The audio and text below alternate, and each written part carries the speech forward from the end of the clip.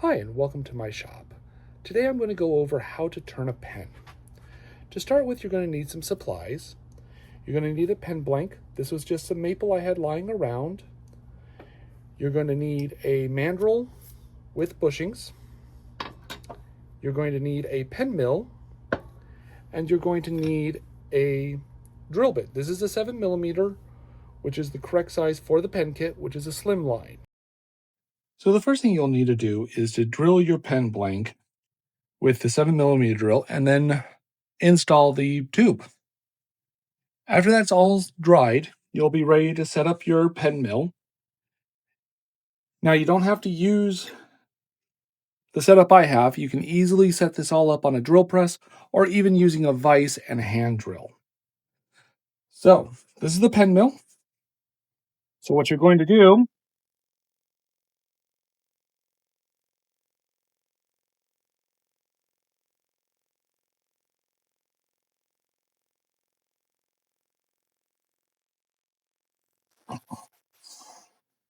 so what you're going to do is you're just going to drill it just enough to where you see the brass tube. Let's do the other side.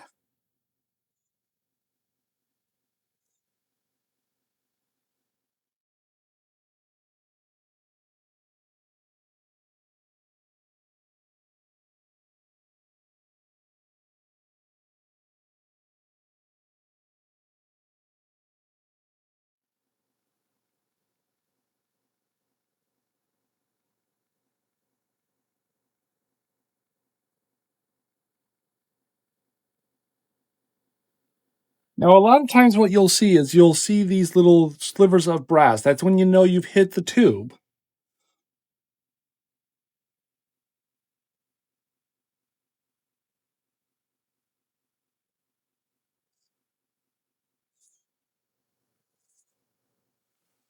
So there's one set.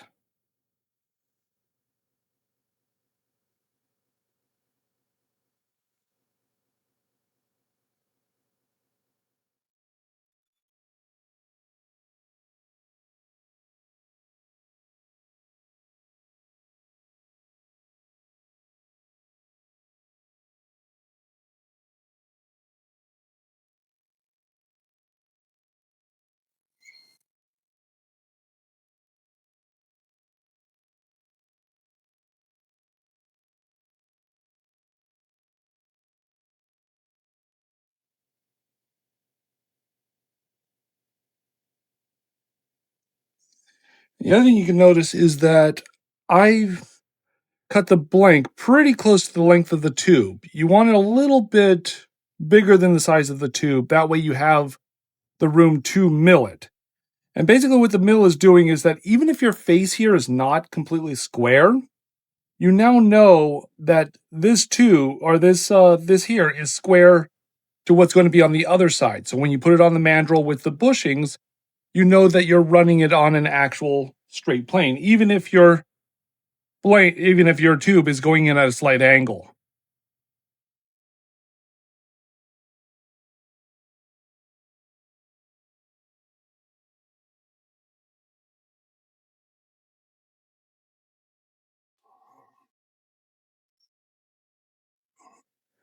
Now, I usually like to leave a little bit of a gap between the mill head and the blank, just so that way.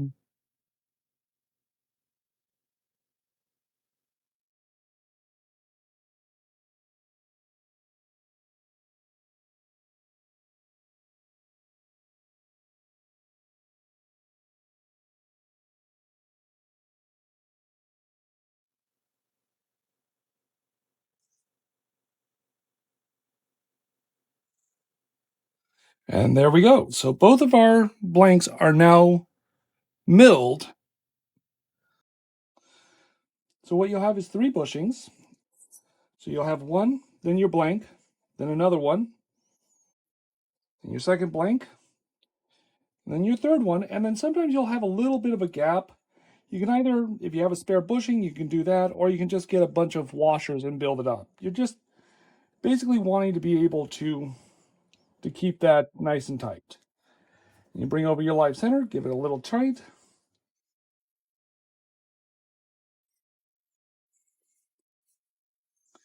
Now the tool I'm going to be using for this is going to be a skew.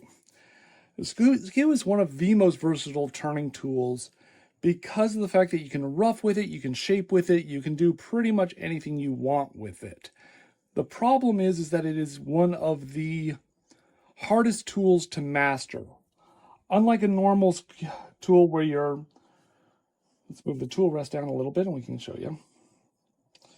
Not like a normal tool where you want to kind of come in at about a center plane. The skew wants to be a little bit above center. But you'll see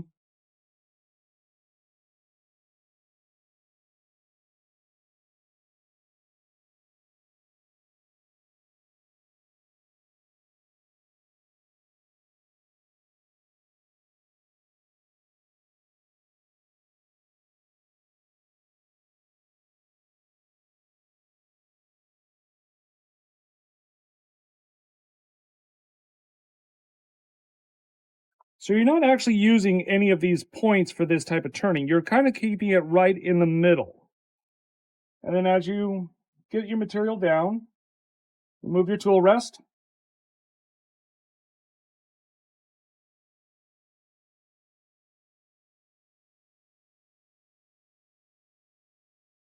Now you can also see that I have my finger in this little groove here. And what I'm doing is using that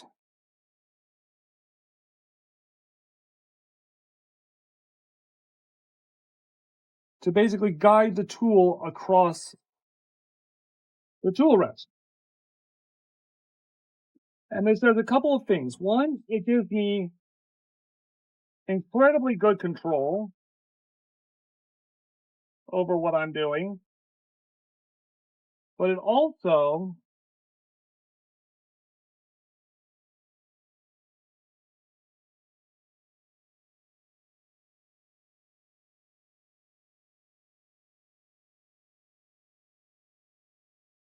it's also allowing me to control how deep the tool is actually going.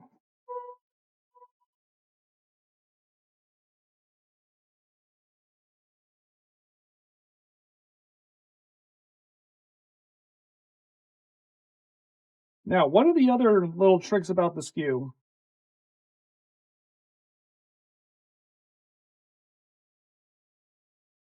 is that it does tapering really nicely. But what you want to do is almost imagine kind of a center line in the wood. So what you're doing is you're going from that center. I know that's not really was center. There we go. That's a little bit closer.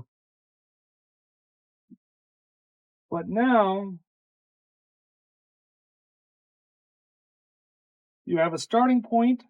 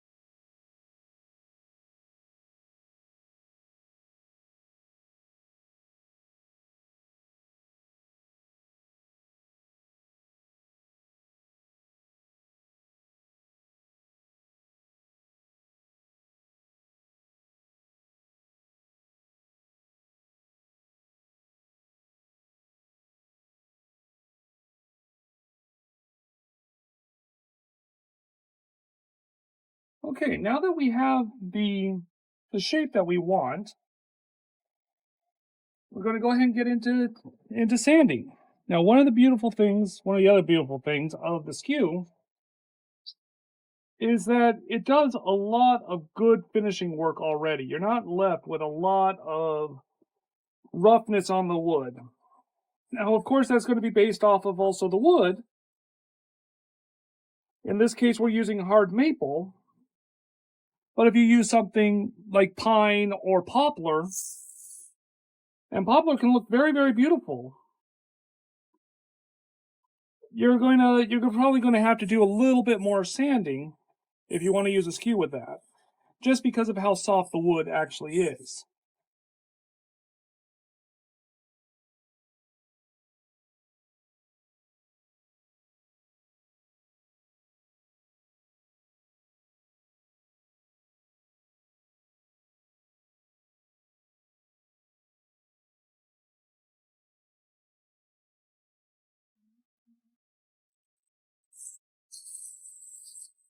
The other thing to be aware of is that, yeah, I use things like Robert Sorby tools. If you can't get those, that's fine. Benjamin Best makes great tools. Also, carbide tools are a really, really good way to start. They are a little limited in what they can do, but the advantage is that you don't have to buy a sharpening system. Whereas with the high-speed steel, like the Robert Sorbys or the Benjamin Best, you're going to eventually have to invest into sharpening.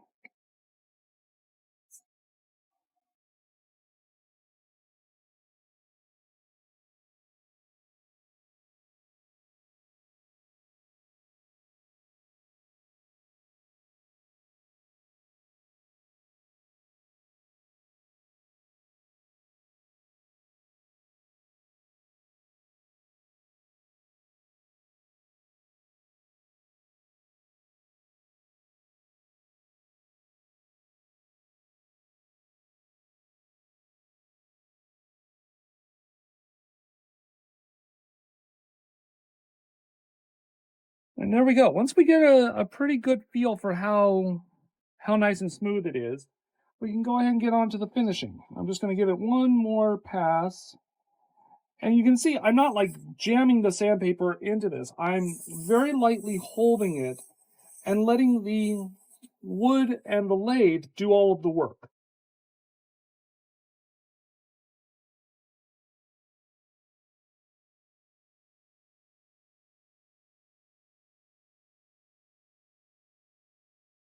Okay, now that I'm pretty happy with that finish, I'm going to grab a little square of cloth here. Now these are just patches for muzzle loading rifles. I found them to be the softest.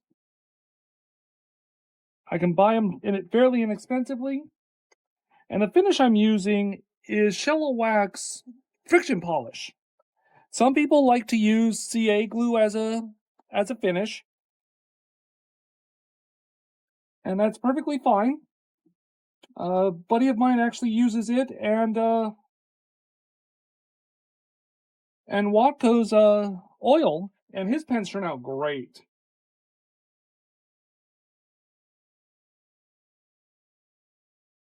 But when I first started turning, I just never really got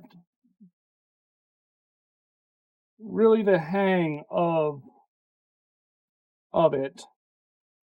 But then I discovered the friction polishes and how nice those look, especially on natural, really nice hard woods like maple or even any of your exotics like cocobolo, ebony, Goncalo Alves. All of those look really good with a friction polish, in my opinion. Now, with a friction polish, what you're doing is you are creating friction and forcing it to basically burnish.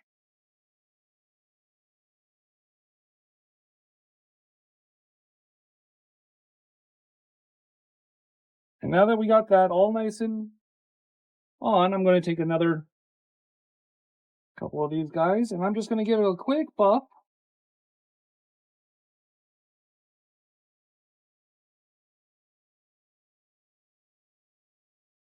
And there we go. Turn our lathe off. And look at that. Doesn't that look nice and shiny?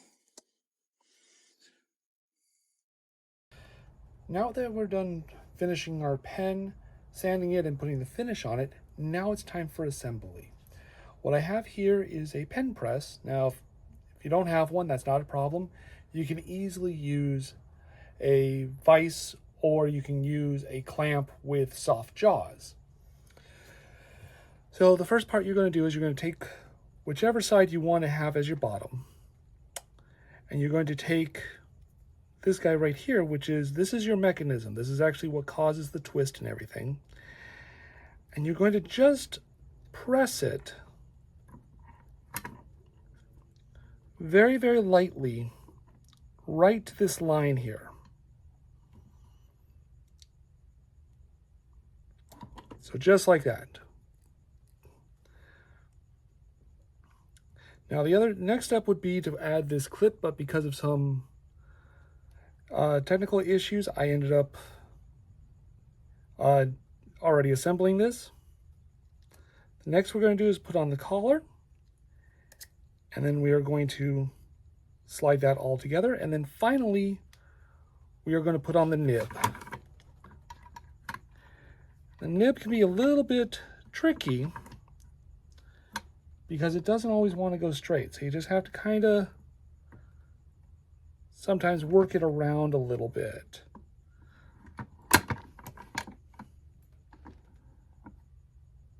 Okay, now that that's all assembled, we take our ink cartridge, screw that right in, and there we go. We have finished our pen. Thank you very much for joining me on my first YouTube video. If you like the pen, it will be up on my Etsy. Link will be in the description. Thank you. Good morning, good afternoon, good night,